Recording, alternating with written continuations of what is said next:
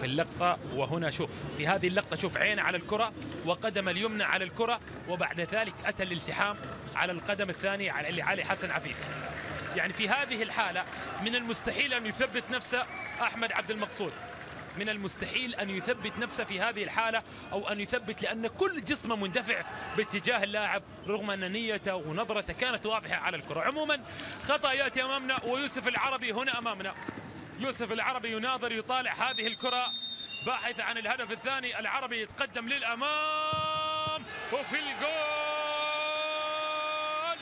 معلن عن ثاني الأهداف للأخوية عن طريق يوسف العربي، يدون الثنائية للأخوية. ثاني الأهداف، تقدم في الأمام رجب حمزوين، والكرة في زاوية أخرى بكل هدوء يضعها العربي في المرمى معانق الشباك، ومعلن عن ثاني الأهداف لصالح الأخوية.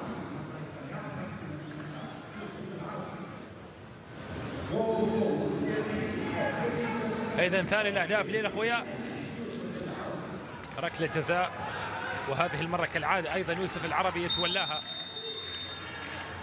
يوسف العربي تقدم في الأمام من جانب العربي، وفي الجول، معلن عن الثلاثية لنادي الأخوية.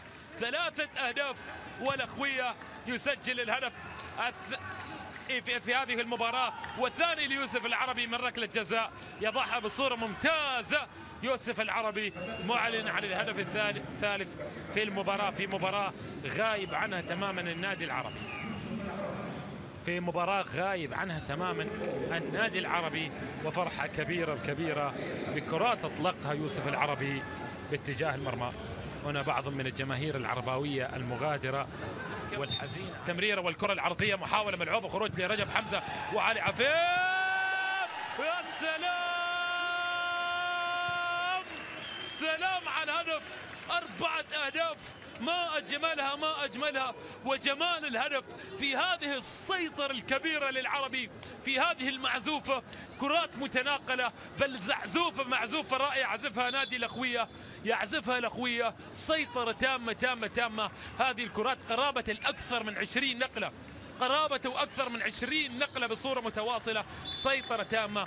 والهدف الرابع يأتي على نادي العربي في مباراة منهار فيها تماما نادي الأخوية،